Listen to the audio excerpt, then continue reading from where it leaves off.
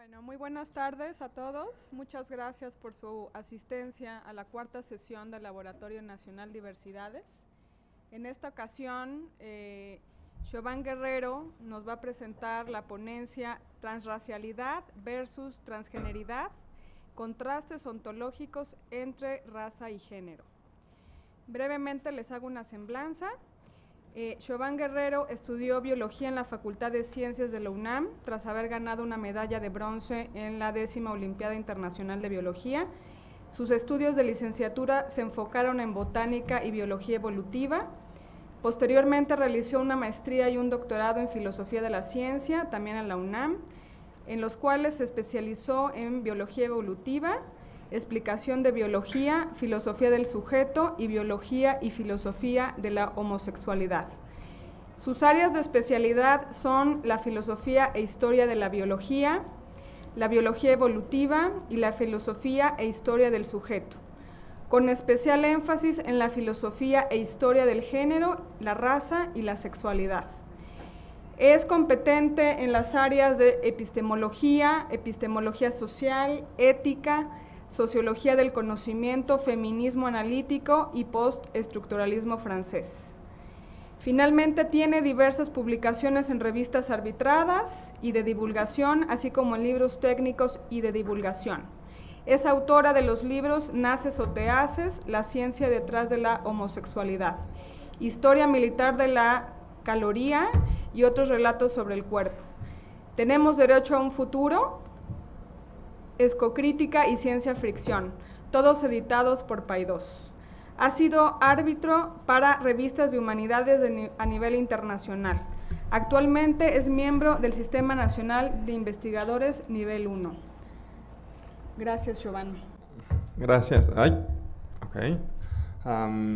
Así sí me oyen bien, ¿verdad? Bueno, creo que sí me oyen bien, haga lo que haga. Bueno, pues la charla ya dijeron cómo se llama, entonces paso a la primera diapositiva. Y cuento un poco, yo creo que será de las pocas charlas donde empezamos con una portada de Vanity Fair. Pero cuento un poco la historia de cómo llegamos, digamos, a esta discusión de transgeneridad contra transracialidad. Es una historia que creo que es más o menos conocida, pero para aquellas y aquellos que no la conozcan, pues básicamente hace 2 años se hizo famosa Caitlyn Jenner, precisamente por llevar a cabo una operación de confirmación social o confirmación de género, como les dicen ahora de manera eufemística a las operaciones de cambio de sexo.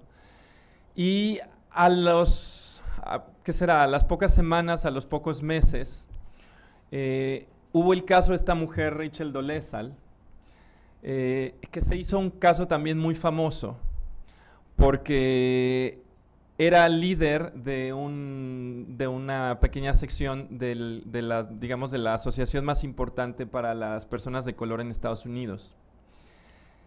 Y eso generó en Estados Unidos un muy fuerte debate de por qué en el caso de Caitlyn Jenner había una aceptación del concepto de transgeneridad, e incluso se empezaba a hablar que gracias a Caitlyn Jenner y otras mujeres trans estábamos empezando a ver una normalización del concepto de transgeneridad, donde podías tener justo una portada de Vanity Fair con una mujer trans.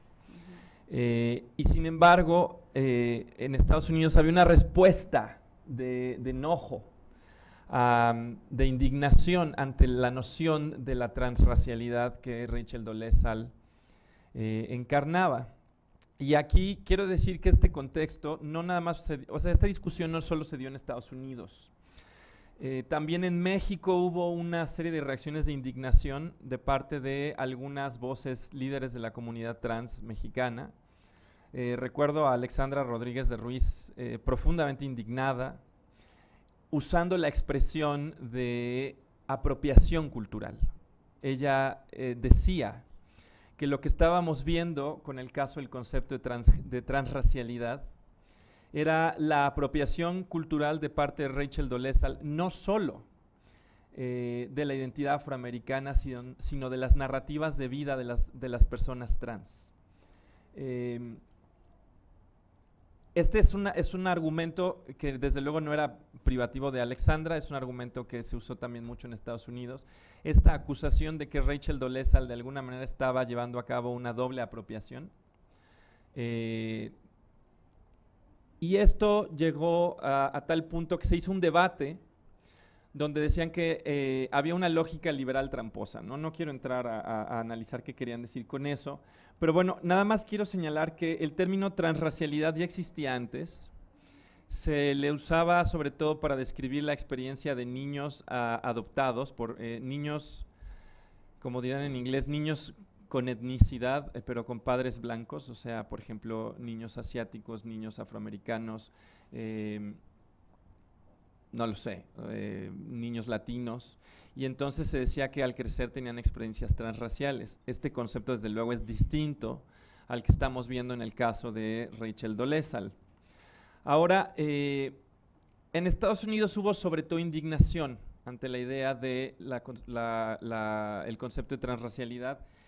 En México, más allá de las voces trans que dijeron que era apropiación, hubo voces, por ejemplo, de Bernardo Bolaños, que es un académico de la UAM Coajimalpa, que dijo explícitamente que le pareció un concepto interesante.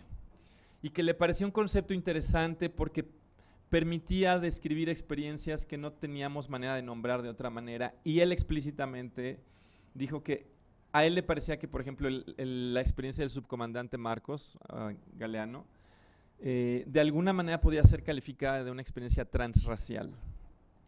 Él lo dejó allí, pero bueno, lo menciono porque este debate que se abre hace 2 años, donde lo que estamos de alguna manera viendo es el choque de una narrativa que se acepta y otra que se rechaza, es algo que finalmente sale de Estados Unidos, llega a México y aquí también se retoma bajo la pregunta de hasta qué punto se parecen, hasta qué punto no, hasta qué punto el concepto de transracialidad es un concepto útil. Y digamos que este sería el punto de partida de mi charla. Habría un segundo punto de partida que tiene básicamente 3 meses de haber ocurrido, que es un artículo que se publica en la revista Hipatia, que escribe Rebecca Tuvel, y que se llama En defensa del transracialismo. Y habría varias cosas que decir de ese artículo. De entrada, que generó en Estados Unidos una enorme polémica al punto de que centenares de académicos y académicas especializadas en el tema de género y raza exigieron que el artículo fuera retirado de la revista y que hubiera una retractación pública.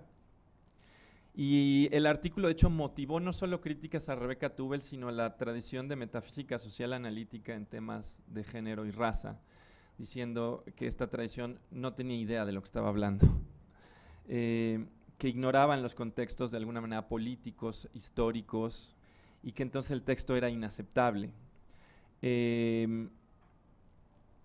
Ahora entro a los argumentos principales del texto. Solo quiero mencionar que aquí en México, una voz importante de la comunidad LGBT, que es Omar Feliciano, diagonal Franca Polari, comentó en algún momento este texto e hizo un comentario que a mí me pareció provocador, en el buen sentido de la palabra provocador, o sea, de una provocación a pensar, donde dijo, estamos empezando a ver en México cada vez más el surgimiento de este movimiento TERF, del feminismo radical trans excluyente, que usa una serie de argumentos muy parecidos a los que se usan para descartar la idea de transracialidad, pero que el TERF los usa para descartar la posibilidad de la transgeneridad.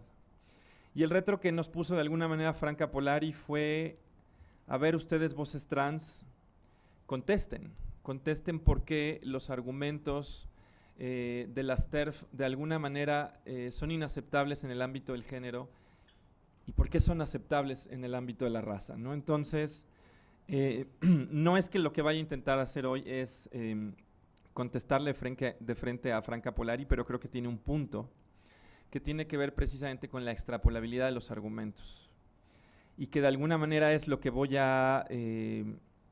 en lo que me voy a centrar hoy. Sí quiero decir que no me interesa tanto entrar en los detalles del artículo de Rebecca Tuvel, los mencionaré muy rápido, sino que me interesa usarla a ella y algunas filósofas que trabajan metafísica social del género y de la raza, tratando de mostrar que han dado un tratamiento quizá demasiado simétrico de la raza y del género, y que esto es, digamos, la fuente de los problemas. Habiendo dicho eso, sí quiero decir una cosa más antes de pasar a la siguiente diapositiva. El texto de Rebecca Tuvel es un texto eminentemente normativo. Ella no está diciendo cómo funcionan la raza y el género. Ella lo que está diciendo es cómo deberíamos actuar, dado que consideramos aceptables una serie de argumentos en el ámbito del género, y que ella considera extrapolables al ámbito de la raza.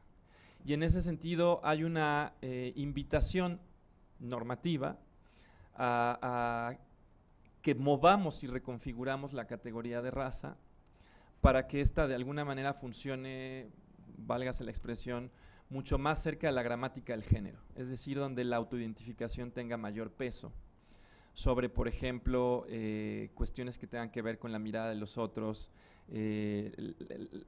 la imagen, digamos, leída por otros, la genealogía. Y en ese sentido el texto no debe ser leído como un texto descriptivo, es un texto normativo. Yo lo que quiero problematizar un poco es el presupuesto de extrapolabilidad que está de alguna manera presupuesto, no solo en el tratamiento de Rebecca, sino en el tratamiento de muchas otras filósofas que han construido la noción de raza y la noción de género de manera básicamente idéntica. Yo esperaba que eso se leyera, me queda claro que estaba yo alucinando, eso no se lee. Entonces, básicamente, ¿qué dice el texto de Rebecca Tuvel?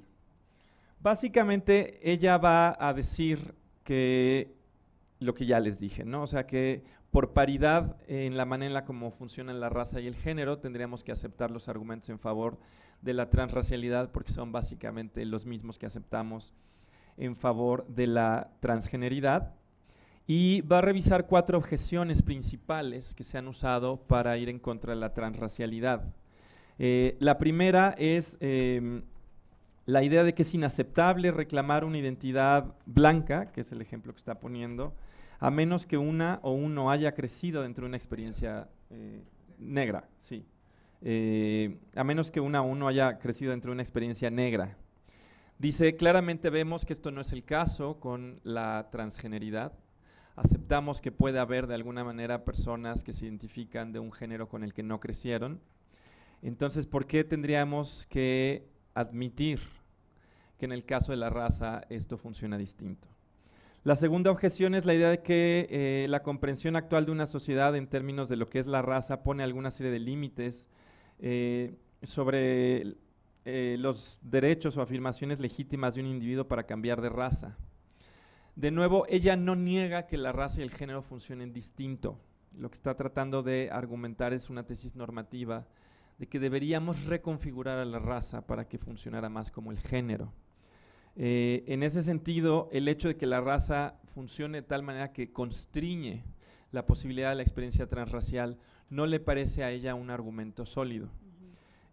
Yo voy a tratar de seguir un poco justo este segundo punto, porque creo que ella lo pasa demasiado rápido. El tercer argumento que ella rechaza es la idea de que identificarse como un miembro de otra raza de alguna manera implica un insulto o daña a los miembros de esa raza. Dice, a ver, en el caso de Rachel Dolezal no estamos viendo los casos típicos, por ejemplo, de la práctica del blackface que se veía en Estados Unidos.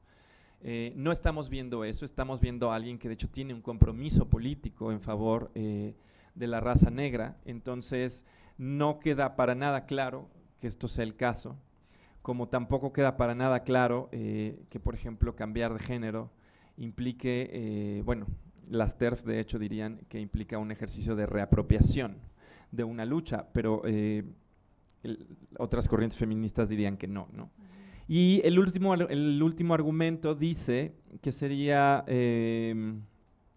un ejercicio de privilegio blanco para una persona blanca el poder cruzar a otra raza, porque de alguna manera es algo que se puede hacer. Siendo blanco puedes hacerte pasar por latino, por, no lo sé, por afroamericano, y lo contrario parece difícil.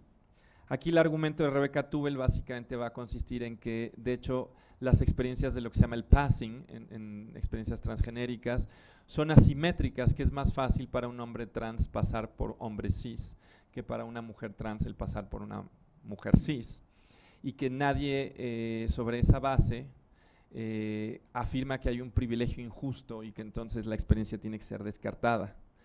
Estos son los 4 argumentos que da, las 4 objeciones que da Rebecca Tubel y que ella rechaza, básicamente, como he mencionado, diciendo que no son sólidas y que por tanto tendríamos que aceptar el transracialismo. Tampoco van a leer esto, lo cual es una desgracia. Por alguna razón recordaba estas pantallas más grandes. Y básicamente lo que ella va a defender es que si esta extrapolabilidad es posible es porque tanto la raza como el género funcionan con 2 mecanismos centrales, que son la autoidentificación y el reconocimiento o el tratamiento que se recibe de parte, digamos, de la sociedad. Estos son, digamos, los 2 mecanismos. Si bien no funcionan exactamente igual, por eso decía hace rato que ella aboga porque de alguna manera la raza empieza a funcionar bajo la gramática del género, es decir, donde tenga más peso la autoidentificación que el reconocimiento público, sí de alguna manera señala que son mecanismos comunes. Y pues, bueno, paso a la siguiente diapositiva. Podría parecer en este punto que, bueno, y una cosa que me faltó, nada más muy rápido, es que seguro han oído hablar de lo que en inglés se llama other kin y lo que en español siempre se me olvida cómo se llama, pero son estas experiencias de gente que es transespecies, que ya no le interesa solo cambiar de género y de raza, sino que tiene el interés por identificarse, por ejemplo, con, no lo sé, con un gato o con una pantera. Y Rebecca Tubel sí es cuidadosa de señalar que los argumentos no pueden extrapolarse hasta allá. La razón por la que ella considera que los argumentos o las experiencias o las narrativas de lo transgenérico se pueden, digamos, extrapolar a la raza tienen que ver con que ambas son categorías habitables de alguna manera. Dentro de ambas categorías puedes tener una identidad sólida. La sociedad te puede reconocer así, te puede tratar así, y puedes actuar coherentemente desde allí. Ella dice eso no se puede hacer, por ejemplo, si yo decido actuar como un gato, por ejemplo, ¿no? O alguien que alguna vez me preguntaba, Estefanía Vela, ¿por qué no me puedo identificar con una mayonesa? Y le decía yo, porque la mayonesa no es una categoría habitable, desde allí no tienes la manera de vivir. Y las otras categorías sí. Entonces, de alguna manera Rebecca Tubel pone también esta objeción diciendo ¿hasta dónde es exportable la idea de que podemos transitar categorías? Bueno, pues es exportable a la raza, pero no es exportable a otras especies. Aquí de paso nada más quiero mencionar que hay gente que la criticó a ella en redes diciendo, bueno, pues entonces si yo soy alguien que pertenece al proletariado, entonces voy a hacer un tránsito de clase para decir ahora que estoy en la burguesía y por supuesto eso no significa nada, ¿no? Ese comentario que suena a broma de alguna manera ilustra el punto que yo quiero hacer, y es que las categorías no funcionan igual, no solo en términos de clase contra género y raza, sino también cuando contraponemos género y raza. Y aquí sí llego a, digamos, ¿por qué merece la pena esta discusión? Podrían decir, bueno, a ti te importa porque eres trans y al resto de la unidad que le importa. Hay más razones. Primero, y quiero, por eso decía que no solo me interesa, digamos, problematizar el texto de Rebecca Tubel, sino lo que veo como una serie de problemas que están empezando a ocurrir, no solo en la metafísica social analítica, sino incluso dentro de lo que podríamos llamar humanidades críticas. El primer ejemplo que querría yo dar es cómo el concepto de interseccionalidad ha empezado de alguna manera a homologar las distintas variables con las que vamos de alguna manera construyendo posiciones sociales. Por eso puse ese cuadrito ahí de un espacio tridimensional, porque lo que ha empezado a pasar, y esto no es un argumento que se me ha ocurrido a mí, digo se me ocurrió a mí, luego me di cuenta que ya lo había dicho alguien más, que es un argumento, por ejemplo, que tiene Jasbir Puar, en su enfoque sobre los ensamblajes.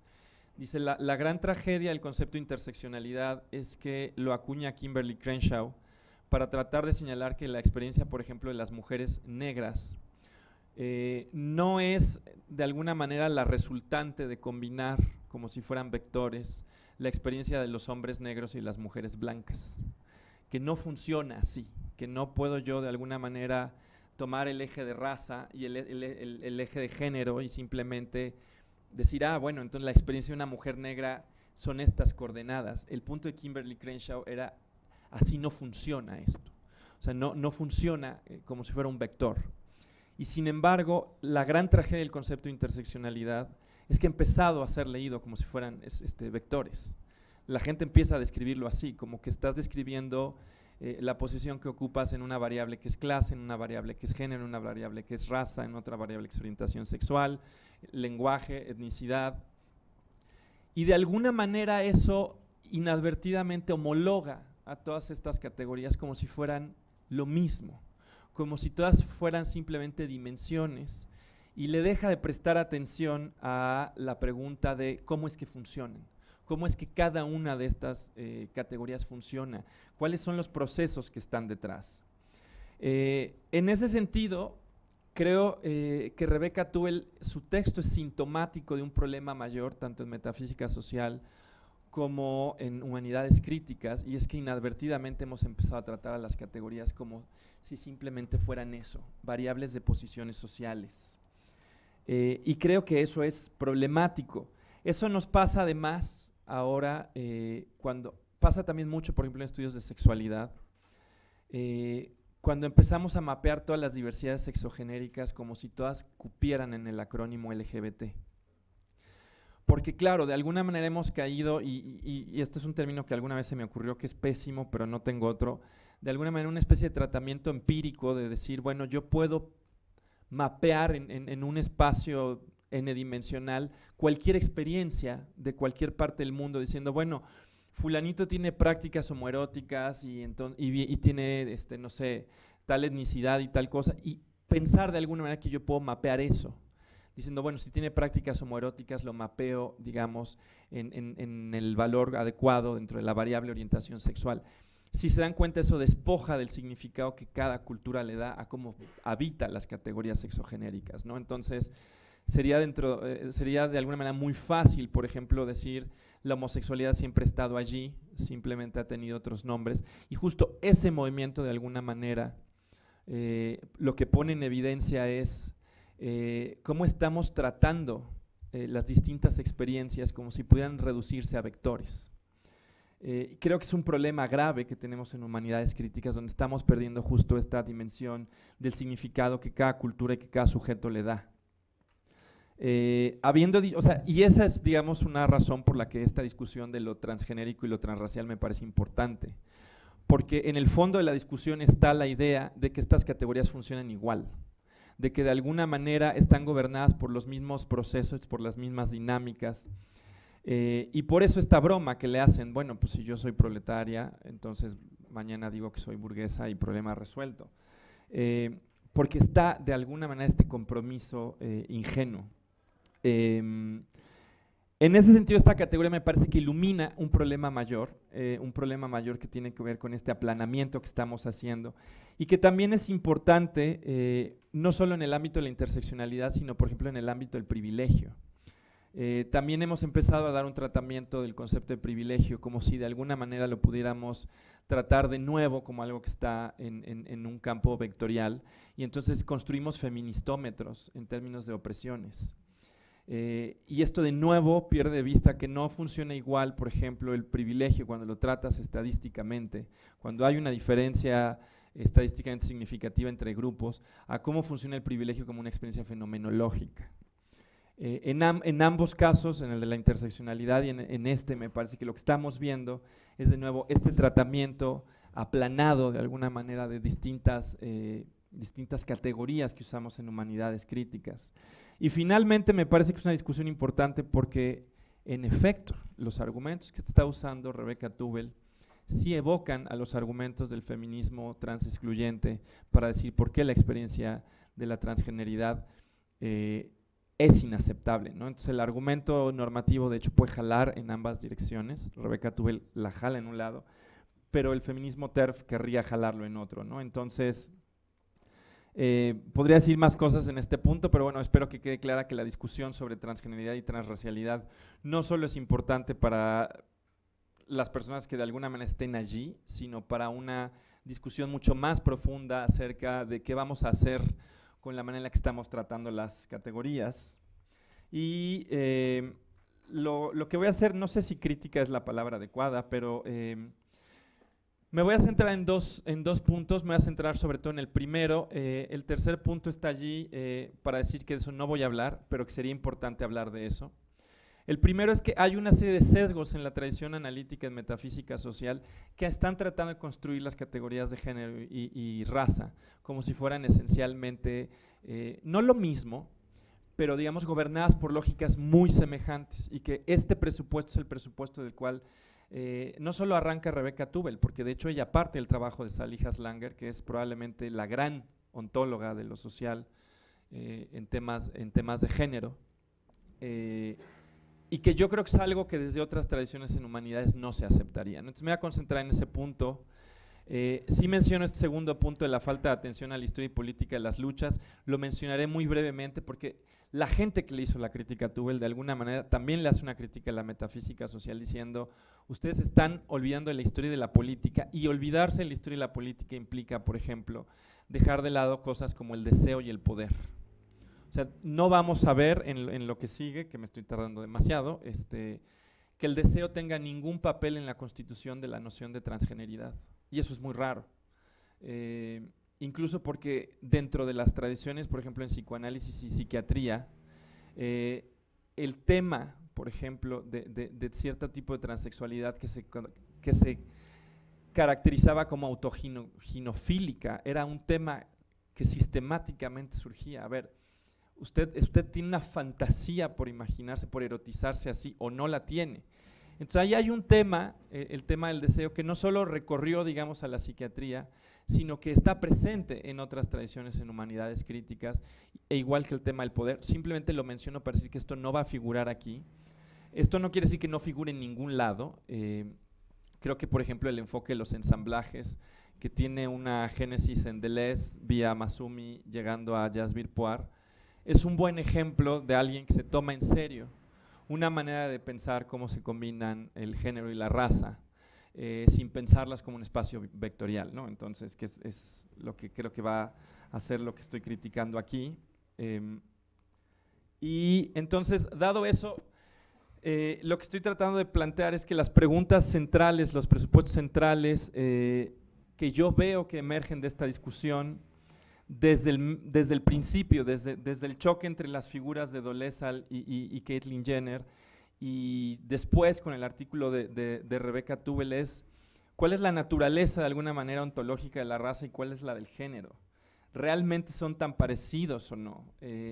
Porque en función de cómo respondamos esa pregunta es si juzgamos que son extrapolables o no. Y esto de que yo no esté proyectando, esto es un poco confuso.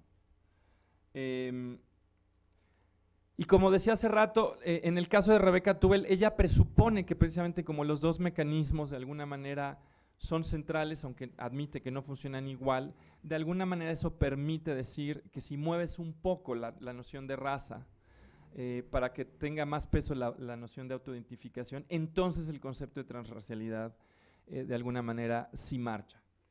Y como decía, no me interesa tanto criticar al texto de Rebecca Tubel en sí, sí lo haré, sino mostrar que hay una serie de elementos, digamos, en la tradición de metafísica social sobre el género y raza, que sí han dado este tratamiento homólogo a las categorías de género y raza, y que quizás es hora de empezar a pensarlas con más cuidado. Entonces empiezo aquí con alguien que es muy conocido en filosofía, que es Ian Hacking, que enuncia una serie de 4 tesis que según él son, digamos, características de toda posición en constructivismo social. Quiero señalar 2 elementos. El primero es que él dice, no todo constructivismo social sostiene las 4 tesis. Por lo menos todo constructivismo social sostiene la 0 y la 1. La 0, que es la tesis de que las categorías están naturalizadas, porque dice, sería inútil argumentar en favor de la construcción social de algo que todo el mundo admite como construido socialmente. O sea, normalmente generas un argumento de construcción social cuando no es claro que hay una construcción social detrás, es decir, cuando la categoría está naturalizada. Entonces, Hacking lo pone como un presupuesto 0, y después de eso dice que lo que sí comparte todo constructivismo social es una tesis de contingencia, diciendo que en efecto X cosa no tendría por qué haber existido, no tendría que haber sido como es, o X como es en el presente, no está determinada por la naturaleza de las cosas, no era inevitable. Dice, por lo menos todos los constructivismos van a sostener 0 y 1, hay constructivismos que además dan el paso a 2, que es la tesis de la indeseabilidad, diciendo X de hecho está mal. Y finalmente el punto 3, una tesis abolicionista, que dice estaríamos mejor sin eso. ¿Por qué pongo esto? Porque de alguna manera este mapeo que hace Hacking, si se dan cuenta, es un mapeo de tipos de constructivismo en términos de compromisos, pero no necesariamente señalando si hay mecanismos distintos. Y ese sería un mapeo distinto. Pongo esto porque de alguna manera las posiciones que siguen y que voy a tratar de revisar rápidamente en metafísica social del género, de alguna manera todas sostienen por lo menos hasta 2 y algunas sostienen hasta 3. Y aquí hay una diferencia que no nada más es filosófica, sino que es política. Hay constructivismos sociales sobre la categoría de género, los veremos adelante, que son abiertamente abolicionistas. Es decir, consideran que la única manera de superar el patriarcado es superando el género, superando las nociones de hombre y mujer, pero no todos los feminismos ni todas las posiciones tendrían un compromiso abolicionista, aunque todas tendrían un compromiso por lo menos hasta la tesis de la indeseabilidad. La cosa se pone interesante porque lo que tendríamos que hacer quizás es indagar qué tipos de mecanismos están en operación. Y aquí paso a otra cosa que esperaba que pudiera leerse, pero claramente no, que es justamente el trabajo de Sally Haslanger, que es un trabajo desde el cual arranca el texto de Rebecca Tuvel. Y hay que hacerle justicia a Sally Haslanger reconociendo que por lo menos ella sí reconoce que hay 2 mecanismos de construcción social distintos. En lo que yo voy a mencionar no se nota, y de hecho en las nociones que ella da de raza y género no se nota, pero ella ha distinguido en lo que ella llama una construcción social causal y una construcción social constitutiva. O sea, la construcción social causal involucra literalmente un involucramiento material de los sujetos en la transformación del mundo, de los cuerpos o de algo. La construcción social constitutiva implica tratar a los sujetos distintos en función de cómo los representamos o de cómo los presentamos. Entonces, ella sí tiene claro que hay mecanismos de construcción social distintos y sin embargo,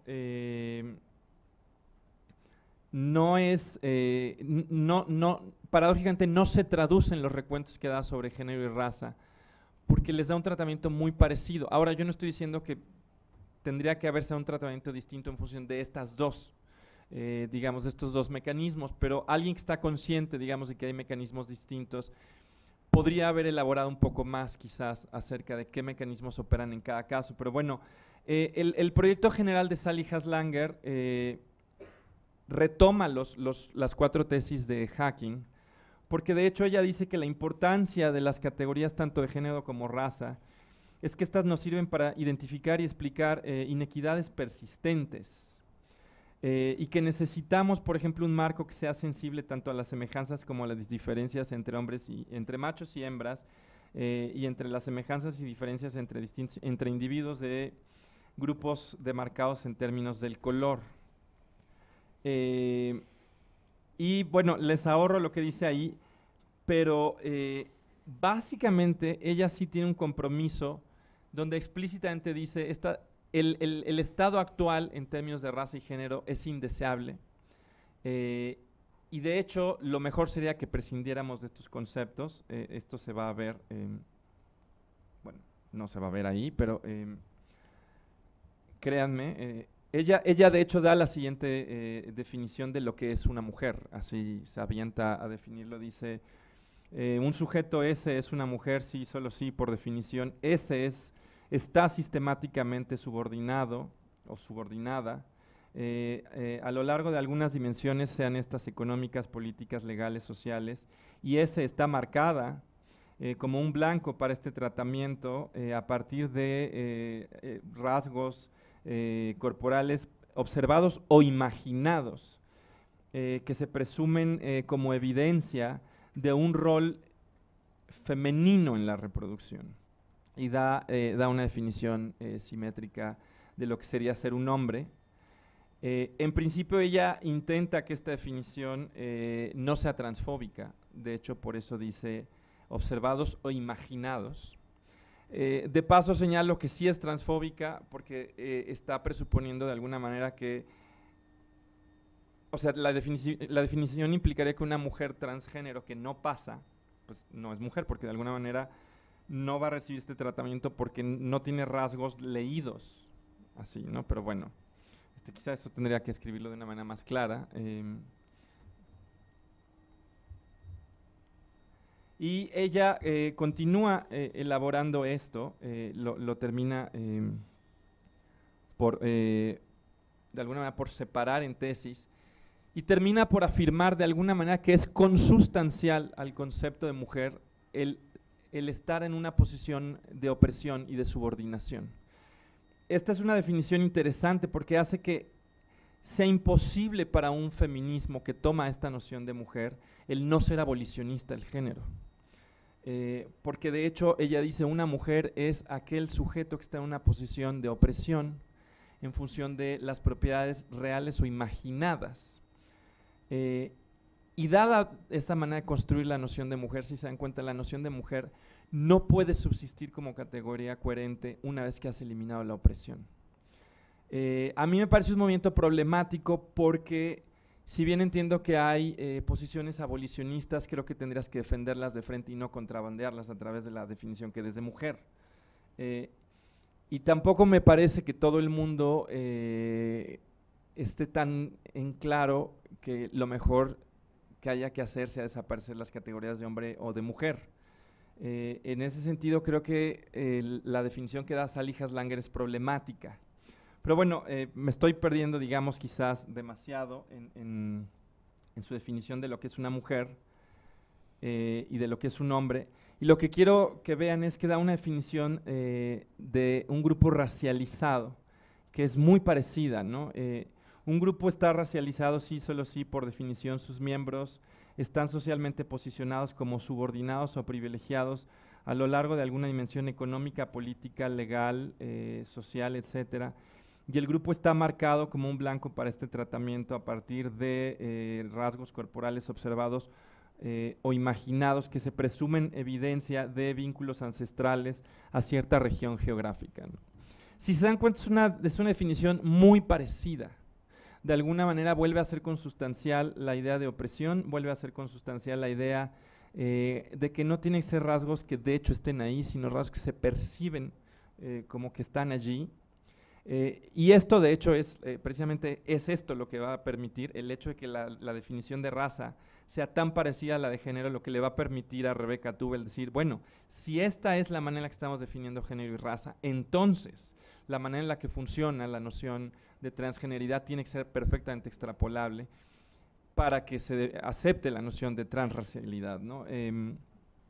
Aquí me salté una serie de citas porque de hecho Sally Haslanger primero da una definición, luego la va separando y luego de hecho da una definición más contextualizada. Aquí pongo la de raza, que vuelve a tener estos tres elementos, ¿no? Entonces, de nuevo, vuelve a ser el caso que hay una especie de compromiso inadvertido, bueno, no sé si sea inadvertido, pero que está ahí un compromiso con un abolicionismo que quizá no es defendido explícitamente, sino que está ya en la definición. Ahora, no quiero, o sea, hacer una lectura de más autoras dentro de la tradición de metafísica social sobre el género, pero sí pongo esta tablita no para ir paso a paso, sino simplemente para señalar que hay más autoras que dan recuentos ligeramente distintos, pero que en muchos casos se presupone que la manera en la que funciona la raza se puede construir en función de la manera en la como funciona el género. Y ojo, aquí puse a Simone de Beauvoir y Judith Butler, y una cosa que debí haber aclarado es que no es mi interpretación ni de Simone de Beauvoir ni de Judith Butler, sino es la interpretación que hace, si no me equivoco, Mary Mikola de estas dos filósofas, tratando un poco de mapearlas ella misma dentro de distintas posiciones en metafísica social del género. La paso relativamente rápido. Ella básicamente afirma que, por ejemplo, todo el feminismo de la segunda ola tiene un compromiso con la distinción sexo-género, como análogo a la distinción naturaleza-cultura, y que asume la estabilidad metafísica de la noción de sexo. Es decir, el sexo siempre ha nombrado una categoría a través de toda cultura, incluso si epistemológicamente los criterios no han sido claros, pero de alguna manera dice el sexo estaba allí, pero no sabíamos cómo demarcarlo. Dice, y una ruptura que vemos con el feminismo en la tercera ola es precisamente que esto deja de aceptarse. Y entonces viene una serie de preguntas sobre, entonces, ¿cómo vamos a definir a los hombres y a las mujeres si hemos roto con este compromiso? Me salto esto, solo quiero señalar que los recuentos son muy parecidos. Por ejemplo, el de Sally Haslanger, que es el que les mencionaba, que es abolicionista, habla de que se constituyen colectivamente en términos de cómo se trata a un sujeto. Esta mujer, Asta Christiana, perdón, no tengo ni idea cómo se dice su apellido, da un recuento muy parecido al de Sally Haslanger, simplemente, bueno, y no sé cómo se diga en español, conferalism, entonces puse conferalismo, que suena horrible, que la única diferencia real que yo veo importante con Sally Haslanger es que ella no es abiertamente abolicionista, ella no pone en su recuento un compromiso con el abolicionismo, simplemente dice que el género de alguna manera es una propiedad social que rastrea propiedades biológicas que serían el sexo, ¿no? Entonces, bueno, me salto este cuadrito, simplemente es para lo que quería. Esto tiene un láser, ¿no? Pero quién sabe dónde está. Bueno, no importa. Lo único que quería señalar es que son varias las filósofas que consideran que es extrapolable el tratamiento que le damos a la raza en función de cómo hemos definido el género. Y lo hacen de distintas maneras. Algunas son abolicionistas, otras no. Pero todas de alguna manera tienen este compromiso. Y es aquí donde creo que la cuestión se pone más interesante, y es la pregunta de qué tan fuerte es este compromiso. Y la gente que hace epistemología feminista ha retomado categorías en epistemología para tratar de pensar al género. Y no es que yo sea muy ducha en ellas, pero creo que aquí son relevantes. Y por eso pongo este meme. Porque este meme de alguna manera está expresando una idea central, y es cuando llegan y le preguntan, ¿es niño o niña? Responde, no lo sé, todavía no habla. Y de alguna manera todo el mundo cacha el sentido del meme, y es la autoridad epistémica fundamental para decidir tu identidad de género siempre serás tú misma o tú mismo. De alguna manera pareciera que la primera persona tiene una posición epistemológicamente privilegiada con respecto al autoconocimiento en lo que tiene que ver con la identidad de género. O sea, de alguna manera, lo que hemos visto en los últimos 60, 70 años quizá, es que la construcción histórica de la noción de género, no de toda la noción de género, porque es algo que diré un poco justo en la siguiente diapositiva, no de todos los elementos que conforman al género, pero sí de una parte importante del género, que es la identidad de género, es algo que de alguna manera solo la primera persona puede acceder a eso, solo la primera persona puede testimoniarlo, y en ese sentido ocupa una posición de autoridad privilegiada. Y esto desde luego no ocurre en el tema de la raza. Ahora, yo no estoy diciendo que Rebecca Tubel no esté consciente de eso, de hecho ella explícitamente dice, yo sé que esto funciona distinto. Y creo que también las otras filósofas están conscientes de eso. la pregunta que yo haría es si este contraste epistemológico entre raza y género de alguna manera no apunta a dos cosas que son las que vienen en las siguientes diapositivas, que son un contraste ontológico más profundo y finalmente un contraste político que explica por qué, si bien estas dos son ontologías históricas, en el sentido que se han construido y son históricas, ¿por qué sin embargo funcionan distinto? Oh, por Dios, dije que iba a hablar 40 minutos y ya no lo conseguí. Y bueno, esto es básicamente lo que estaba diciendo. Ambas son categorías identitarias, aceptamos eso, pero la categoría de raza parece que no se puede de alguna manera desdoblar en las partes o en nada homólogo a las partes que tienen la categoría de género. La categoría de género de alguna manera la desdoblamos en la noción de identidad de género, de rol, expresión de género. Y en ese sentido consideramos que hay por lo menos una parte importante del género que funciona epistemológicamente distinto.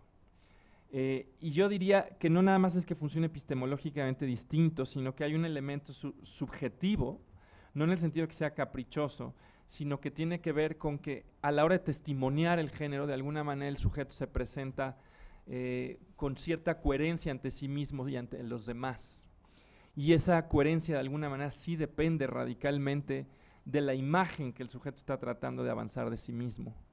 Y parecería, o por lo menos mi hipótesis, es que no tenemos un elemento análogo en la noción de raza, que no tenemos un elemento análogo donde esté este elemento de una subjetividad epistemológica, de algo que le sea solamente accesible. De hecho, en mucha etnografía sobre raza, los niños se enteran por otros de la raza que tienen, ¿no? La raza normalmente te la informan los demás, y no es algo que tú les informes a ellos. Y si bien es algo que terminamos introyectando, y quizás aquí es donde las categorías de la metafísica social analítica, por lo menos de estas autoras, no son suficientemente poderosas para teorizar esto, sí parecería que en el tema de identidad de género, la manera en la que se testimonia esta identidad tiene que ver con un elemento no solo de declarar algo que está allí, sino de constituirlo. Y en ese sentido, por eso mucha discusión en estudios trans dice, bueno, es el acto de la declaración de la identidad de género lo que de alguna manera nos coloca así, y esto es algo que finalmente están reconociendo las leyes. Entonces ahí, por ejemplo, sí vemos cómo funciona el dispositivo ahora en México, por ejemplo en la Ciudad de México, el dispositivo legal.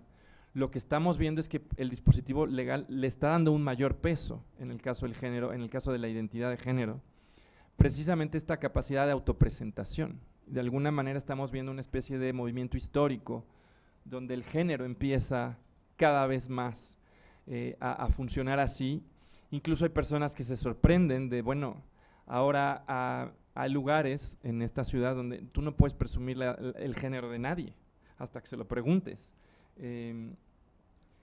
Y desde luego que estamos viendo algo que es un cambio gradual. Podríamos decir que de alguna manera los juegos del género han ido cambiando.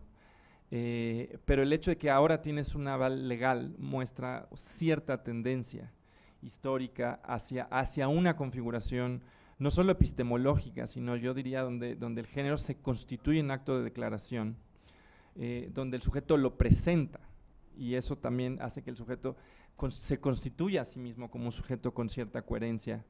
Y yo diría que no hay una cosa análoga a eso.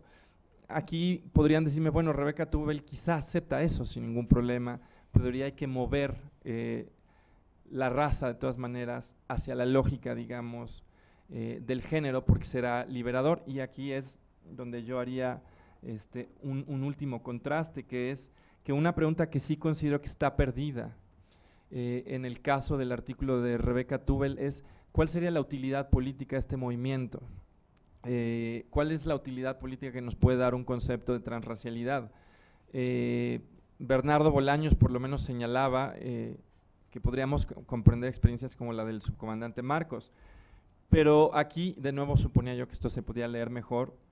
Sí creo que hay que poner atención a cómo se han configurado las luchas políticas e identitarias en el ámbito de la raza y en el ámbito del género. básicamente en el ámbito de la raza ha habido una resistencia a la apropiación cultural, ha habido una defensa de una identidad colectiva, y con esto no quiero dar a entender que hay una especie de esencialismo, pero sin duda que ha habido una defensa, digamos, más colectiva de una identidad que incluso se defiende en términos políticos. Incluso las posiciones abolicionistas dentro de la raza siempre se encuentran con posiciones escépticas que dicen sí, abandonamos las nociones de raza, abandonamos también la posibilidad de hacer política desde allí. Y en ese sentido la trayectoria histórica de los feminismos es un poco distinta, porque de hecho lo que hemos visto es que se ha ido apartando de la idea de un sujeto, como sería la mujer, en favor de un sujeto cada vez más, si quieren, borroso, que serían las mujeres, o incluso a un sujeto del feminismo que ya ni siquiera son las mujeres, sino que son distintas configuraciones corporales identitarias. O sea, es la ampliación de un sujeto del feminismo y el reconocimiento de una serie de diversidades. Y pongo estos dos párrafos de alguna manera para colapsar lo que yo veo como dos trayectorias históricas distintas. Y entonces creo que la gran pregunta que estaba perdida en el texto de Rebecca Tubel es, más allá de que de facto no funcionan igual, si pudiéramos mover la gramática de la raza para acercarla a la gramática del género, ¿qué exactamente es lo que ganaríamos políticamente con ese movimiento? Que creo que es la pregunta que está extraviada, y creo que de alguna manera es la pregunta que genera esta molestia sustancial de parte de los detractores de este texto, que no solo, como decía, se quejaron de Rebecca Tubel, sino que se quejan de toda la tradición de metafísica social de raigambre analítica, diciendo esta tradición no se está haciendo quizás la pregunta importante, y es ¿qué ganaríamos? ¿Qué ganaríamos con eso? Parece que esa es la pregunta que Rebecca Tubel y esta tradición no podrían contestar, ¿no? ¿Por qué tendríamos que suponer que funcionan igual? ¿Qué nos da eso? Cuando de hecho las luchas parece que han divergido radicalmente, ¿no? Entonces, para empezar a cerrar, porque ya llevo 50 minutos, oh por Dios, tendría una serie de conclusiones tentativas. De ninguna manera pretendo que lo que he dicho cierre esta discusión. De hecho, yo llegué a esta discusión porque me parecía que se había vuelto relevante, y como ven, pues el artículo tiene unos 3 meses de haber sido publicado. Entonces, lo que básicamente quiero enunciar son una serie de conclusiones, pero de alguna manera tentativas. Primero señalaría lo que ya dije, que hablar de construcción social es hablar de muchos mecanismos y dinámicas diferentes. Creo que tenemos que empezar a prestarle atención a esto, porque parece que en algún nivel lo sabemos, y sin embargo la manera en la que tratamos términos como interseccionalidad, privilegio o incluso posición social, de alguna manera implícitamente está homologando estas categorías como si fueran lo mismo. Las está colapsando como si fuera posible tratarlas como un espacio vectorial. Dejamos de poner atención a las dinámicas que las gobiernan, que son distintas. Sí creo que por lo menos las autoras que he mencionado sí tienen parte de la culpa en dar recuentos demasiado parecidos, tanto del género como de la raza, y que ellas de alguna manera están olvidando poner atención a mecanismos distintos, y que en ese sentido hay un olvido, digamos, de esta historia, ¿no? Que yo diría que este olvido de esta historia y de esta política es lo que al final del día socavaría la posibilidad de la extrapolabilidad, porque podríamos decir, bueno, sí, quizás formalmente sería posible cambiar la gramática de la raza, pero ¿qué nos va a dar esto? Y bueno, pues esta es la que estaba mencionando, entonces me la salto a la 3. Y bueno, una cosa que quizás es muy Foucaultiana, es decir, que investigar, digamos, las partes más marginales de cómo funcionan las categorías, como sería la transracialidad y la transgeneridad, que parece que no están en el corazón del pensamiento de estas filósofas, termina por mostrarnos de alguna manera los límites de sus propios análisis, ¿no? Entonces quizá prestarle atención de alguna manera a estas categorías marginales sirve para iluminar los límites de cómo hemos estado comprendiendo estas categorías. Y bueno, pues simplemente no sé cómo ponerle a la figura del espacio vectorial, propongo una especie de cartesianismo de lo social, pero no es un gran nombre. Y finalmente, sí quiero señalar que me parece que tendríamos que dejar de construir las categorías de tal manera que sesguen la discusión en favor o en contra del abolicionismo. Creo que defender el abolicionismo tanto de raza como de género es algo que se tiene que hacer de manera explícita e independiente de la manera en la que se dan estas definiciones. Y bueno, pues esta creo que era mi última diapositiva. Simplemente cierro dándole las gracias a una amiga con la cual me he matado discutiendo cómo funciona el género, y ella me dice: toda esta discusión con la metafísica social no sirve de nada, hay que ir a leer a metafísicas continentales. Y le digo: yo sí creo que sirve de algo, o sea, sí creo que está poniendo una serie de tensiones sobre la mesa del rol que tiene, por ejemplo, la intencionalidad colectiva, del rol que tiene como una serie de alguna manera de recuentos que están en la tablita que no me tuve a explicar, pero que de alguna manera sí juegan en el género. Entonces yo sí creo que esta tradición tiene algo que aportar, pero sí creo que por lo menos lo que hemos visto en el caso de Rebeca Tubel es que la gran pregunta, que es la pregunta política, ¿cuál sería la utilidad de mover la gramática de la raza hacia la gramática del género? ¿Cuál sería la utilidad de esto? Porque digo, lo que hace, por ejemplo, el feminismo trans excluyente, de alguna manera es lo contrario, tratar de mover la gramática del género a la gramática de la raza para negar que exista algo así como un concepto de identidad de género, desplazar por tanto la autoridad de la que goza ahora la primera persona en el plano de la identidad de género, para que sea entonces una cuestión de reconocimiento colectivo, y en ese momento pues no quedaría anulada la posibilidad de una experiencia transgénero, pero sí quedaría obstaculizada. Y bueno, pues eso es todo. Gracias. ¿Puedes agrupar las preguntas? Pues como en grupos de 3, ¿sí? no sean brutales. Vamos a pasar a una sesión de preguntas. Vamos a agruparlas en 3. ¿Quién más tiene alguna? ¿Pueden decir por favor su nombre? ¿Quién más? Bueno, pues no hay ninguna más. Moisés.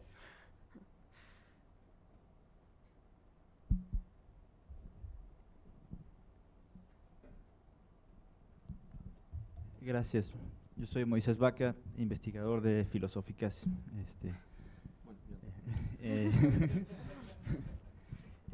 Yo tengo solo 2 comentarios. Uno es de aclaración sobre Sally Hans Langer.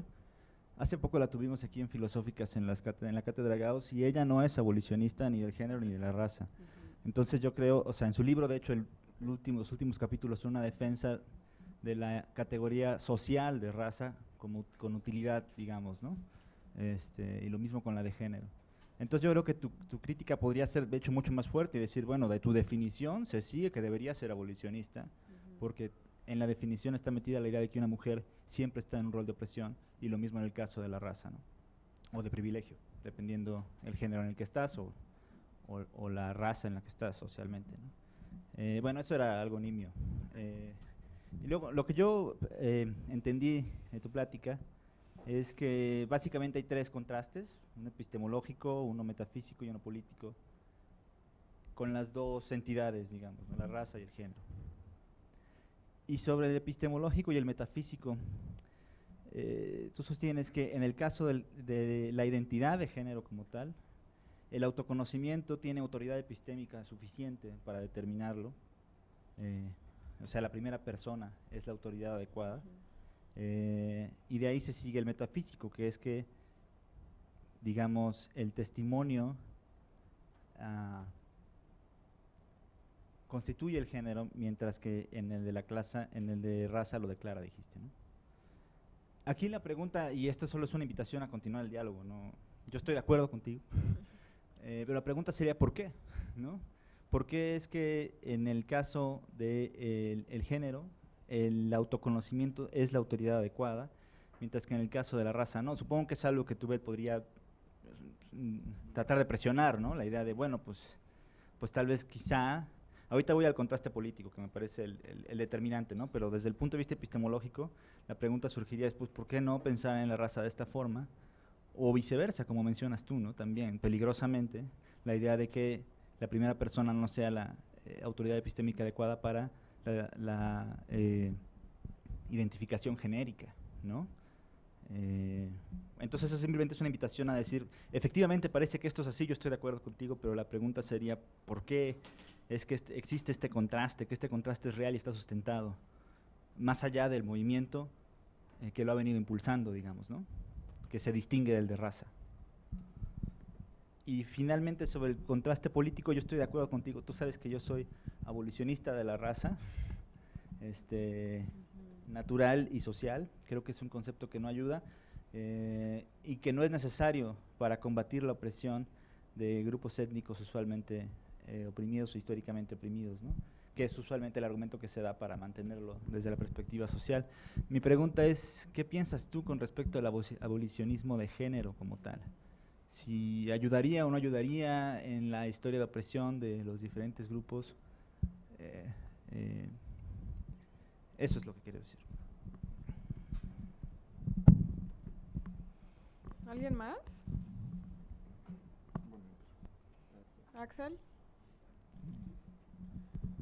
Bueno, pues primero, pues obviamente me encantó tu plática, me parece que arroja mucha luz. Soy Axel Barceló, mucho gusto. Pero tengo que, bueno, como filósofo, analítico, que se dedica a la metafísica, bla, bla, bla, pues agradezco que nos defiendas y defiendo un poco más, porque la idea de que la pregunta fundamental es cómo vamos a dibujar las líneas de nuestras categorías habitables de tal manera que contribuyan a la justicia social, no es una idea ajena a la tradición analítica, ¿no? O sea, desde que empezó el debate de Dolores Sala en el 2015, Mina Krishnamurti ya había escrito acerca de que si vamos a dar una respuesta a esta pregunta tiene que ser guiada últimamente por esta pregunta, ¿no? Entonces no me parece que sea tan justo decir que es algo que hemos olvidado en filosofía analítica, aunque es cierto que no le hemos dado la suficiente importancia. Yo creo que en eso tienes mucha razón. Y de todos los argumentos que tú presentas, creo que el que me parece más profundo es precisamente el de ¿por qué es tan peligroso ignorar las circunstancias históricas en las que se construyen estas categorías? Y precisamente porque el papel de apropiación cultural juega un papel muy distinto en la historia de la categoría de afroamericano que la que juega cualquier categoría habitable de género, que es, creo que tú también lo explicaste, bueno, no te metiste mucho ahí, pero a mí me hubiera gustado que hubieras dicho más, porque tiene que ver con el hecho de que las estrategias de borrado de la experiencia afroamericana han sido muy distintas a las estrategias que se han dado de discriminación y borrado de la experiencia de las minorías de género, ¿no? Entonces, por eso es que es tan importante para los afroamericanos negar la transracialidad, ¿no? Entonces, una vez que nos damos cuenta de la importancia de este tipo de borrado, pues tenemos que preguntarnos si efectivamente el borrado, por ejemplo, de las contribuciones que han hecho culturalmente las minorías de género a la construcción de nuestra cultura son similares a los borrados de por ejemplo, apropiación de las contribuciones de las minorías étnicas, no solamente en Estados Unidos, sino en otros países, o si también ahí hay similitudes. Creo que tú tienes razón de que, por lo menos, prima facie, parecería que las diferencias son muy, muy radicales, pero creo que sí tendría uno como que ligar más fino para ver si efectivamente no hay algo similar a la apropiación cultural del lado de las minorías de género. Y la razón por la cual digo esto es, bueno, ya que estamos hablando de las contribuciones que se están haciendo aquí, Paloma Hernández, que también escribió sobre esto, bueno, también comentó sobre esto, ella precisamente también defiende que la diferencia es radical y que por lo tanto no se puede pasar de una a otra. Y una de las cosas que ella decía era, supongo que todavía la dice, es que precisamente porque las diferencias, la gente no, precisamente porque nuestra experiencia con la diversidad de género es más cotidiana que con la diversidad étnica, es lo que ha hecho que la transición pueda parecer tan natural, ¿no? Es decir, nosotros es más común que vivamos con personas que pertenecen a otras categorías de género que vivamos con personas que pertenecen a otras categorías étnicas. Entonces, por eso es que hemos construido las categorías étnicas como otros más radicales que las de género. Y creo que eso encaja muy bien con tu ¿cómo llamarlo? Diagnóstico, si es que lo entendí. Bueno, muchas gracias. Perdón, aquí había una pregunta.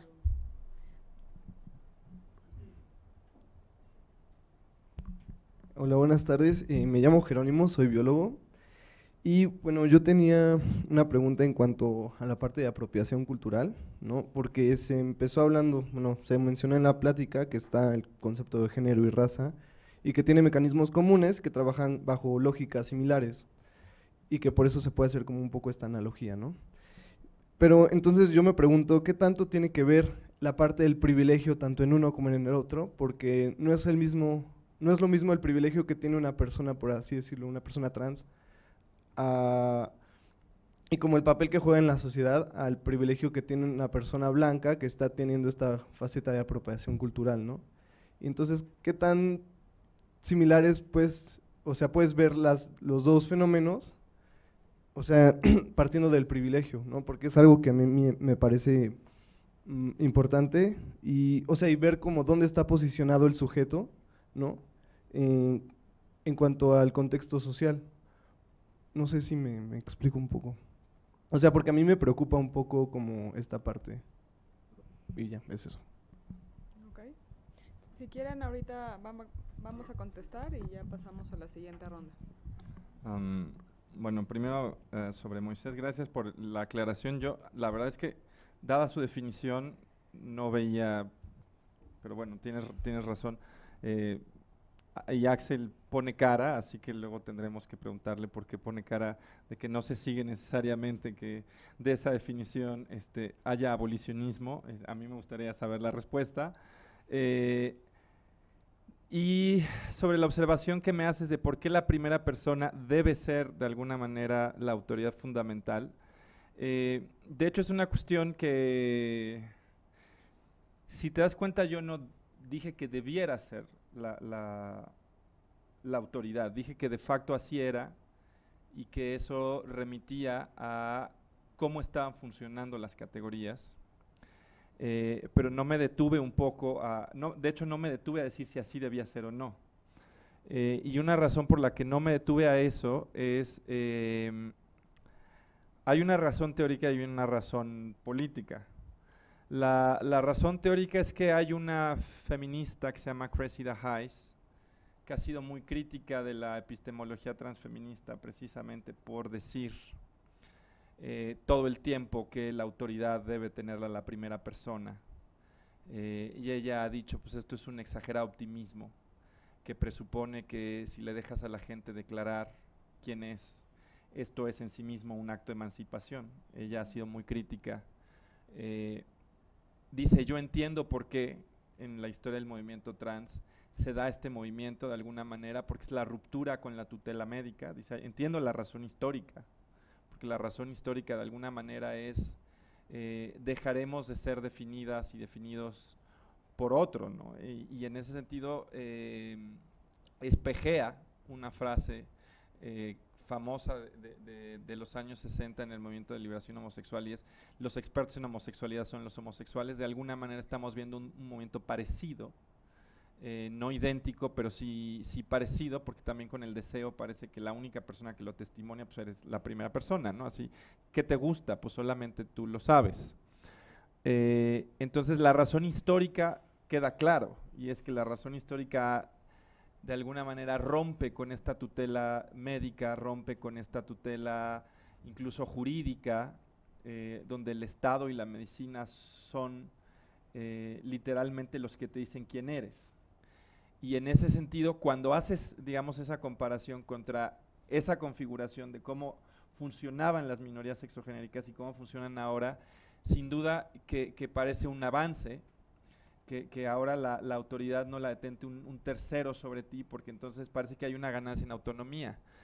Pero Cressida Hayes es muy escéptica, porque dice, bueno, el problema es que esto termina por perder de vista el hecho por ejemplo, de la materialidad del género y del cuerpo, de que finalmente el género también es una serie de posiciones sociales. Dice, el movimiento trans quizás ha sido demasiado optimista pensando que con el acto de la declaración y arrastrar el género, digamos, al ámbito de la primera persona, que eso solito de alguna manera logrará desarticular las dinámicas opresivas, sexistas. Y ella dice, esto probablemente no va a pasar. El movimiento trans ha sido ingenuo en eso, ¿no? Entonces, yo no defendí la tesis de que era la situación, si quieres, ideal o que así debería ser. Sí te diría, probablemente es una situación mucho más deseable que la situación anterior. Pero te decía que tenía una razón teórica, que es que comparto el punto que hace Cressida Heiss cuando señala que pues, está esta limitación de ingenuidad. Y hay un punto político, y es que también lo menciona Rebeca Túbeles, y alguien que no va a compartir de ninguna manera tus experiencias. Quizá lo que esperas de una persona así es un aliado o una aliada, y no necesariamente que tome tu lucha, ¿no? Entonces, ese punto es un punto muy problemático, porque es un punto que de hecho ha usado alguna parte del feminismo radical trans excluyente, pero que también te lleva a la pregunta de qué haces, por ejemplo, cuando aparecen voces que se declaran a sí mismas trans, así y ya, y que lo único que hay es un acto de declaración. ¿Cómo lidias con una situación política así, ¿no? Y lo pongo de ejemplo sin decir nombres porque es una situación real. O sea, sí se da. Y justo si en los agradecimientos mencionaba a esta amiga Lea Muñoz, es precisamente porque ella me dice, de alguna manera, si eso pasa y si eso genera un problema político, es porque hemos privilegiado tanto el testimonio y la autoridad de la primera persona que hemos empezado a perder de vista los temas de las materialidades, de las relaciones sociales. Eso ha pasado. De alguna manera, la lucha feminista en ese ámbito quizás se ha reducido al absurdo a sí misma, pero no queda claro hacia dónde moverse. O sea, si tú me preguntas hacia dónde nos movemos, yo no me sentiría cómoda diciendo, pues hay que reinstaurar la vigilancia por parte de nadie. O sea, yo te diría, me queda claro que la posición de la autoridad de la primera persona es mucho mejor que la tutela médica. No me queda claro que sea una posición ideal. De hecho, no procedía a justificarla. Procedía a decir simplemente esta existe y evidencia una diferencia ontológica. Y si tú me preguntas, ¿la justificaría? Yo te diría exactamente lo que ya te dije, ¿no? Entonces el contraste epistemológico y metafísico entre ambas categorías se borra un poquito. O sea, parece que es más sólido ser político. Sí, digo, para los que no escuchan por internet, lo que me dice Moisés es que parece que al final el punto más fuerte es el político. Y de alguna manera yo diría que sí, porque lo que estaba tratando de hacer es decir, hay una diferencia epistemológica, esta diferencia epistemológica pone en evidencia una diferencia ontológica, y entonces la pertinencia de modificar o no las ontologías, o sea, yo no estoy negando que sea posible. O sea, estaría yo de acuerdo con todas estas filósofas o con el propio Ian Hacking que estas son ontologías históricas y que pueden cambiar. No sé si a voluntad, pero pueden cambiar. Y no niego que sería posible, por ejemplo, tener una raza que funcionara con la gramática del género. Pero ahí es donde hago la pregunta de si esto es políticamente útil. Y que creo que es de alguna manera la pregunta que creo que se le escapa a Rebeca Tubel. Entonces sí, al final de alguna manera lo que hago es un rastreo hasta esa pregunta, y lo que no alcanzo a ver es ¿por qué sería emancipatoria la categoría de transracialidad? Podría justo ser lo contrario. Y aquí, por ejemplo, creo que en el caso, por ejemplo, del feminismo, algo, y lo dice una de las mujeres que mencioné, cuyo nombre es imposible recordar porque creo que es finlandesa, ella es una especialista es especialista en muchas cosas, pero una de las cosas que dice es el sujeto del feminismo siempre ha sido un sujeto borroso. De hecho, cuando se hablaba de que el sujeto del feminismo era la mujer, de todas maneras era un sujeto borroso. Dice, y el sujeto del feminismo, a pesar de que ha sido un sujeto borroso, nunca se ha vuelto políticamente, digamos, inútil o ha quedado inactivado por eso. Y eso es un elemento importante porque la irrupción de los sujetos trans lo único que hace es de alguna manera sumarse a un sujeto que ya era borroso, pero si este sujeto funcionó históricamente en un plano político, siendo borroso, no queda claro que la adición de lo transgenérico de alguna manera lo lleve al miedo que tiene el feminismo radical transexcluyente, que es entonces la desaparición del sujeto político, que es un punto que dicen, desaparecerá el sujeto político del feminismo, desaparecerá el sujeto político mujer, entonces será imposible pelear por la emancipación. Lo que dicen es, no, este sujeto siempre ha sido un sujeto borroso y así ha funcionado. La adición de lo trans no le va a restar contundencia. En el caso de lo transracial, quizá de hecho lo que perdemos es la posibilidad de una cohesión, donde la lucha política ha funcionado distinto, ¿no? Entonces, sí, por eso al final no dije mucho más de eso, pero sí como que decía, creo que esta es la pregunta importante. No me queda tan claro que la lucha por la equidad racial pueda funcionar si entra una categoría de transracialidad con tanta fuerza. Pero no estoy diciendo que no pase, lo que estoy diciendo es que no me queda tan clara la utilidad política, ¿no? Sobre el abolicionismo del género, lo que yo diría es que hay dentro de ciertos discursos radicales, en efecto, una especie de inercia de suponer que el abolicionismo de género es el único camino. Y eso no me queda claro. No me queda claro que sea necesario, no me queda claro que sea un paso necesario para alcanzar la justicia, cualquier cosa que eso sea, el tener que pasar por un abolicionismo.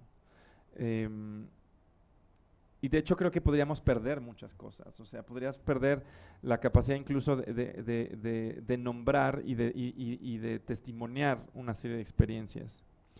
Sobre lo que me dice Axel, sí, que quizás hablé con demasiada generalidad diciendo que la filosofía analítica en la metafísica social ha olvidado la pregunta de la política. Luego creo que pasa un poco una suerte de espejismo de que parece que en la filosofía continental hay más compromiso político que en la analítica, y sí creo que no es cierto. O sea, sí creo que quizás a veces no es tan obvia en la filosofía analítica, pero sí está allí.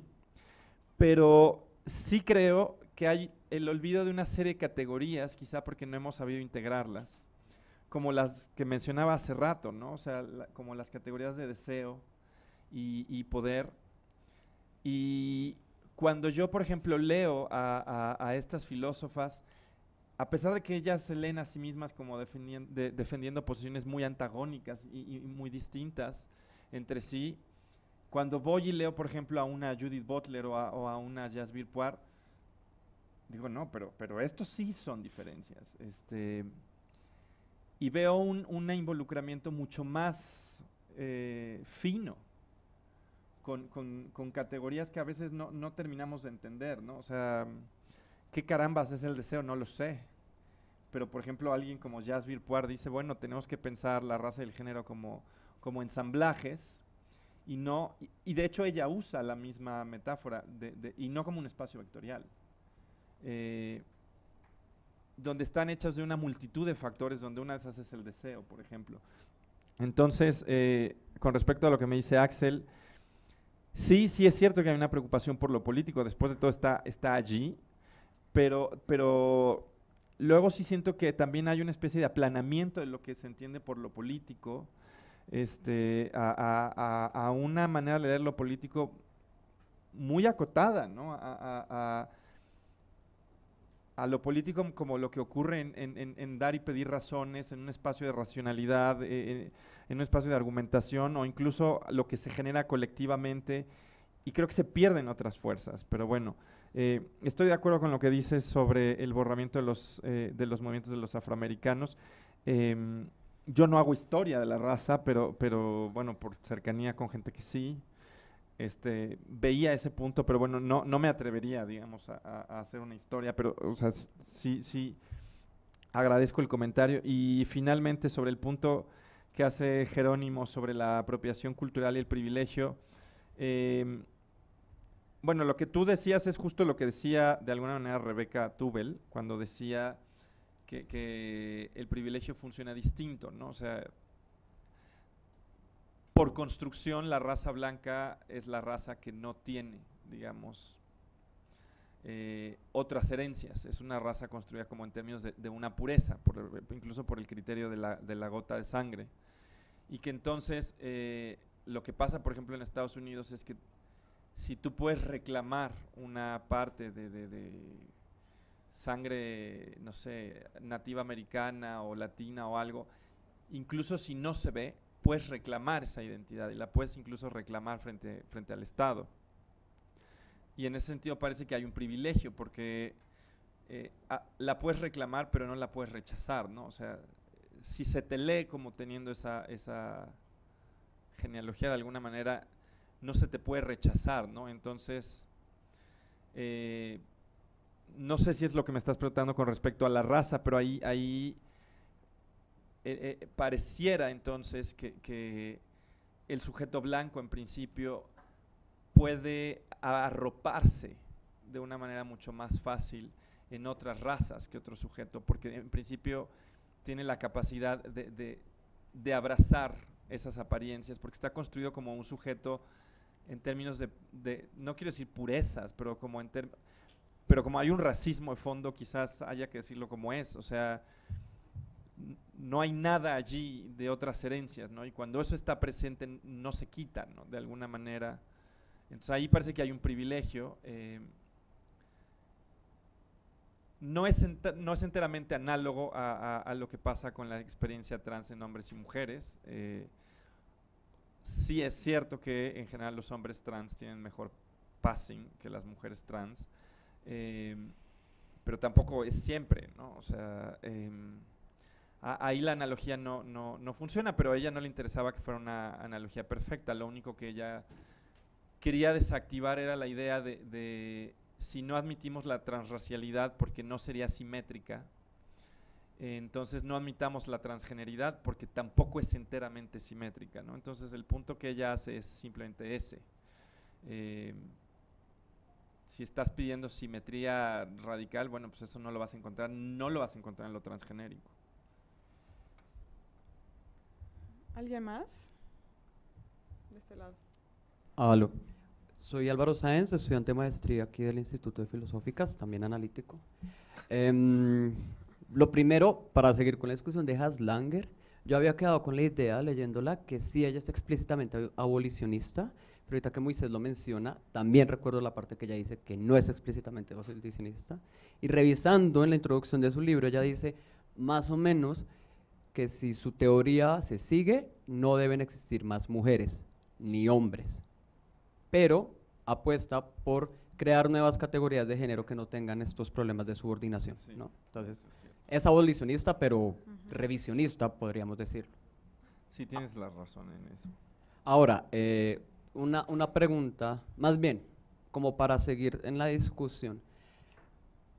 Yo sí le había visto en el artículo como una ventaja política de la categoría de transracionalismo, de defender el transracionalismo. Transracialismo. Transracialismo, perdón. Y El es, otro quién sabe que sea, pero suena divertido. y es la siguiente, nos permite dejar más claros los límites de algo que se me ocurre llamar como entitlement activista. ¿Hasta qué punto yo como hombre, por ejemplo, puedo entrar a jugar en el feminismo, ¿no? Si tú te fijas, todas las descripciones de las filósofas que hablan de feminismo son filósofas, ¿no? Y claramente es muy difícil encontrar hombres filósofos que discutan este tipo de temas. Sé que los feminismos transexclusivistas, no conocía ese término, pero abogan mucho eso, ¿no? Creo que tú participaste en internet en esta discusión con esta profesora colombiana, Carolina Sanín, que dice, yo soy mujer porque tengo varios, bla, bla, bla, y toda una historia de opresión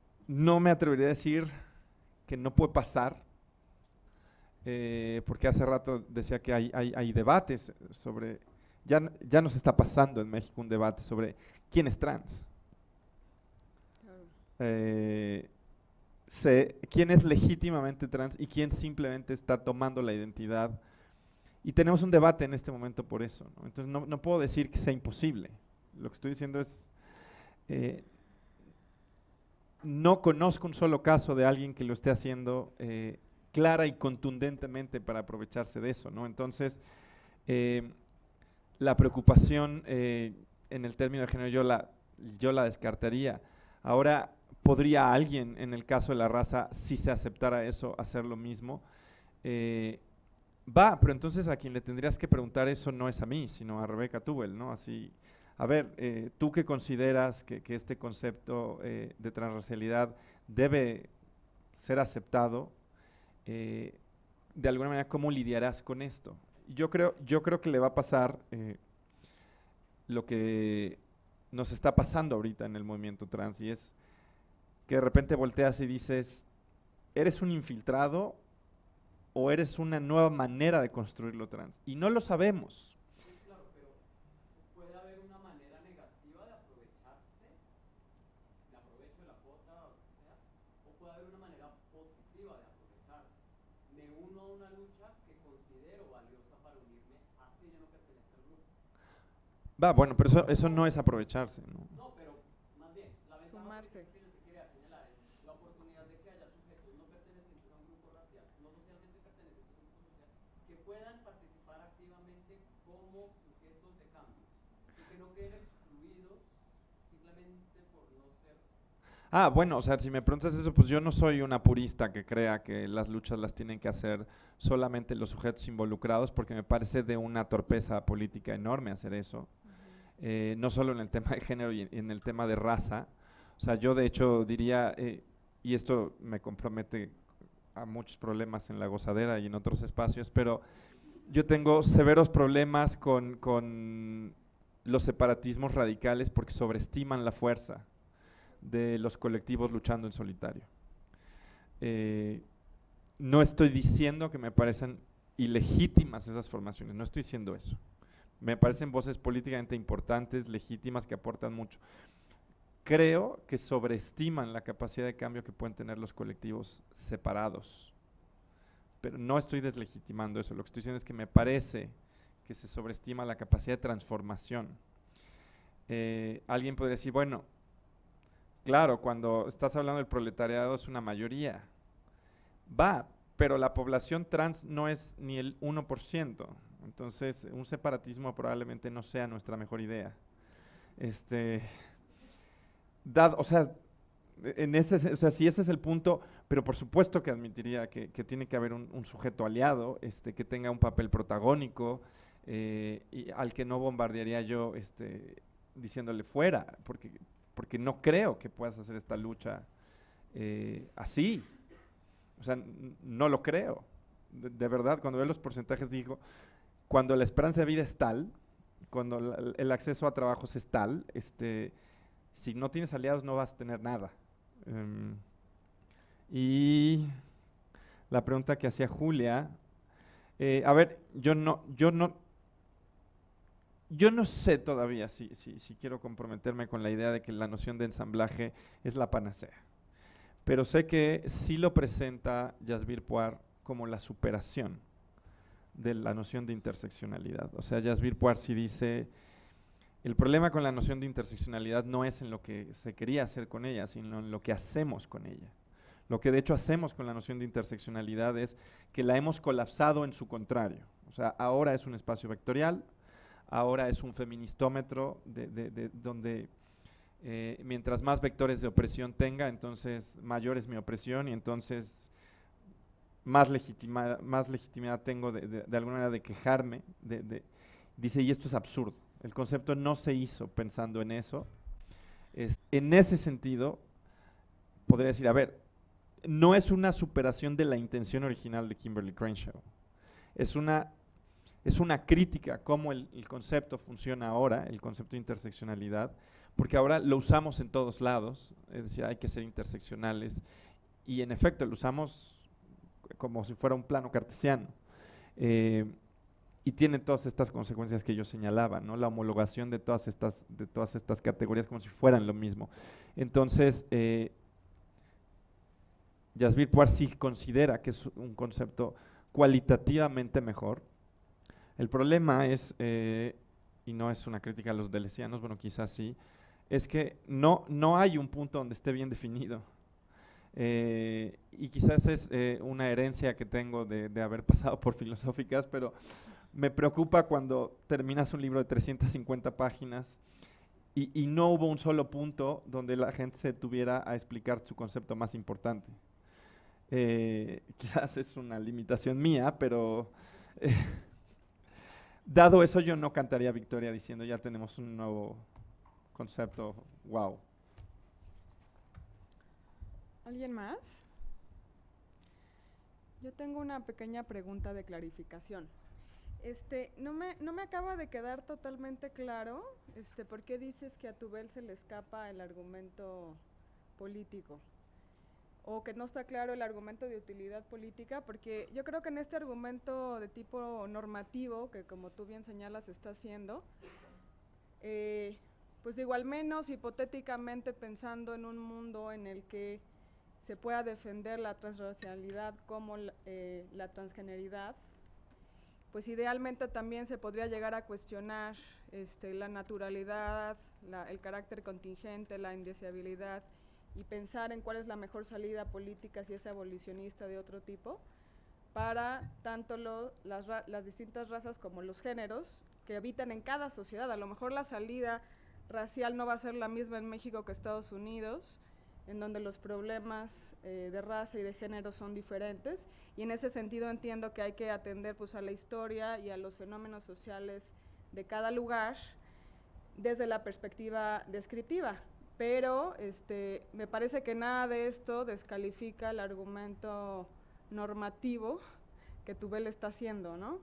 Y creo que la ganancia del argumento normativo pues es precisamente un poco lo que decía Moisés, pues de poder separar lo epistemológico y lo metafísico y poder equiparar las ganancias del movimiento transgénero en la racialidad. Digo, que sea posible como desde un punto de vista empírico, pues ahí está la carga de la prueba, ¿no? Pero al menos de una perspectiva filosófica normativa, me parece que ya hay una ganancia política en pensarlo de otra manera, ¿no?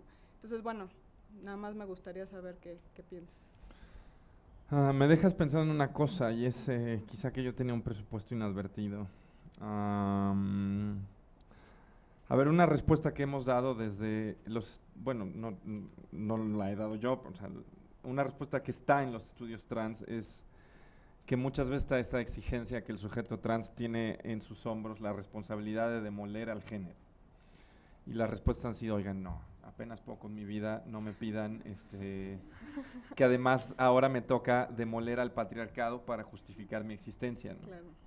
Entonces, es un argumento que se usa mucho para decir esta exigencia que también ha hecho, por ejemplo, el feminismo TERF, diciendo de muchos cuerpos trans de alguna manera reconstituyen lógicas binaristas en vez de ir en contra del patriarcado y el género. De alguna manera presupone que el sujeto trans tiene que ser un sujeto heroico, que tendría el deber de justificar su existencia al anular el género y el patriarcado. No sé si yo inadvertidamente le estoy pidiendo algo parecido a lo transracial. O sea, cuando yo hacía la pregunta de cuál es la utilidad política que vamos a ganar en el ámbito de la raza al admitir este concepto, no sé si estoy haciendo un movimiento de alguna manera injusto, y es pedirle a los sujetos transraciales que sean sujetos heroicos, que de alguna manera que tendrían que tener en sus hombros para justificar su existencia un papel estratégico a la hora, sí, bueno, claro. Galeano diría quizás ahí sí, pero ¿y los demás qué, no? O sea, no sé si de manera inadvertida le estoy pidiendo al concepto de transracialidad que se justifique a través de la creación de una especie de sujeto heroico, que no le pido al sujeto trans, porque me parece que es demasiado una exigencia exagerada. Quizás estoy cayendo ahí en una contradicción, tendría que pensarlo. O sea, tendría que pensar si podemos admitir la transracialidad casi que porque sí, sin hacerle una... o sea, decir simplemente es posible. Admitámosla sin que la justificación sea justifica tu existencia, sino simplemente, bueno, pues existo y ya. Tendría que pensarlo, pero antes de retractarme por completo de lo que he dicho, sí creo que si Rebeca Tubel quiere emprender una defensa a ultranza de la noción de transracialidad, sí creo que sería importante mostrar que no va a tener efectos negativos. Y yo creo que, por ejemplo, en ese sentido, algo que decía yo hace rato, el transfeminismo sí ha contestado explícitamente diciendo, a ver, no, si bien no tenemos por qué ser un sujeto heroico, tampoco es el caso que nuestra existencia implica la desaparición del sujeto político del feminismo o nada de eso. O sea, de alguna manera, si quieres saber una respuesta que dice, a ver, ni representamos la panacea liberadora, pero tampoco representamos la anulación. O sea, el sujeto político del feminismo, por eso decía hace rato, siempre fue de alguna manera vago. ¿Quién era la mujer? Pues en realidad había una serie de experiencias atrás de eso. Simplemente se sumaron otras y el sujeto político ha permanecido funcionando políticamente, ¿no? Entonces, yo lo que no me queda claro en el caso de la raza, y más que decir que no se da, lo que estoy diciendo es que no me queda claro, es cómo irrumpe un concepto como el de transracialidad ahí, en ese escenario. Creo que tendría yo que aceptar que no sería justo pedirles que sean sujetos heroicos, pero esta cuestión que yo señalaba, de alguna manera, por lo menos en Estados Unidos, los movimientos raciales se han de alguna manera organizado en contra de una mayoría hegemónica blanca para tratar de preservar cultura, identidad, lenguaje, tradiciones, e incluso para empoderarse y ganar accesos. ¿Cómo le pega este concepto a esa forma de activismo? Es lo que no me queda claro. Y es la pregunta que yo creo que está detrás del enfado. Claro. O sea, porque yo diría, bueno, ¿cómo irrumpe allí?